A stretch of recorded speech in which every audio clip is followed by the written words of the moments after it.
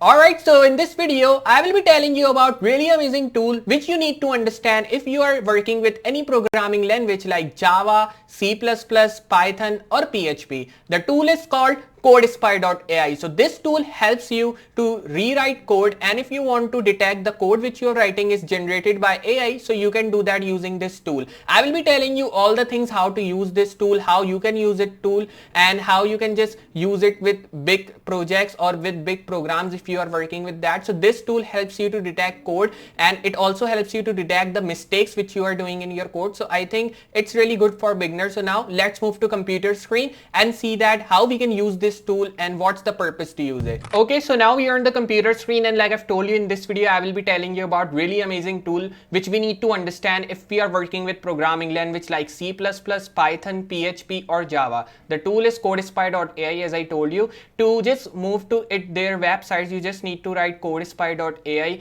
on Google or anywhere you can write in any browser which you are using, and after just moving on to their website, you can just register here by just pressing the register button which you will be getting. Like if I show you here, so you have to just press CodeSpy.ai, and then when you will be just visiting to their site, you can just register yourself by pressing the register button which you will be seeing at the top right side. And after registering yourself, you just need to sign in, and then you will be getting a dashboard as I'm getting here. And now we will be seeing that what plans you can just work with if we just talk about this CodeSpy here. Moving on to their plans, they have many plans which you can just see. So one is free plan, in which you can get 3 AI scans per month, and you can just do AI detection with Java, C#, Python, PHP and JavaScript. And if you want to just do unlimited AI scans, like if you are working with any company, if you are 50 to 100 people, so I will prefer you to just use this consultant plan, in which you can just use it for individual or business with less than 4 people, and this provide you unlimited AI scans per month. And if we move on to this small business, so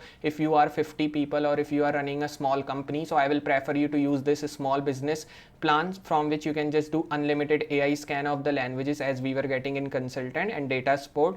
But you can do API additional fee as well, which you cannot do in this consultant, but only if you are a small company or working with that, so you can just use this small business one. And then there is one enterprise as well, so for that you need to subscribe and you need to contact them if you are more than 50 people. Like if you have larger business, so you can just reach them by contacting them, and you can just select this. Moving on to dashboard here, if you want to just see how you can just generate AI code, or if you want to see how it can just give you the AI code generated, so for that you just need to press this AI generated. If I move to dashboard like this, you need to press 0 AI generated, which you will be getting here. And after doing that, I have some AI code, so I will be just opening that, and this is the AI code which I will be just simply copying here, and then I'll be pasting it. After pasting this AI code, you need to select in which language this AI code is.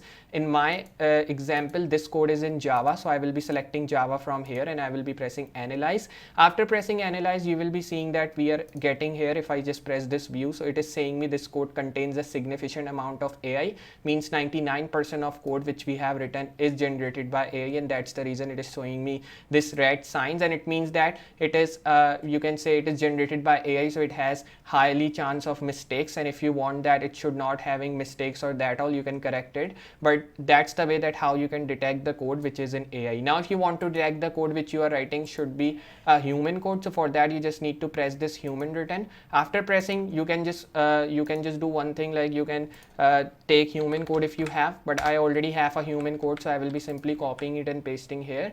And this human code is also in Java, so Java is already selected here. I will be just pressing analyze. Remember, the code which you are pasting, the language should be same as the code is in. So in my example, the code is in Java, human and AI, so I will be selecting Java from here, and I'll be pressing analyze. After pressing analyze, it will take some time, and then it will be scanning your code, and then you have to press this view button, or you can directly press this thing as well. So after just viewing it, you can just see this is showing me that this code is primarily human written, means all of the code is being generated by human, but 2% of chance it is having like mistake, or you can say 2% of code is being generated by AI algorithm.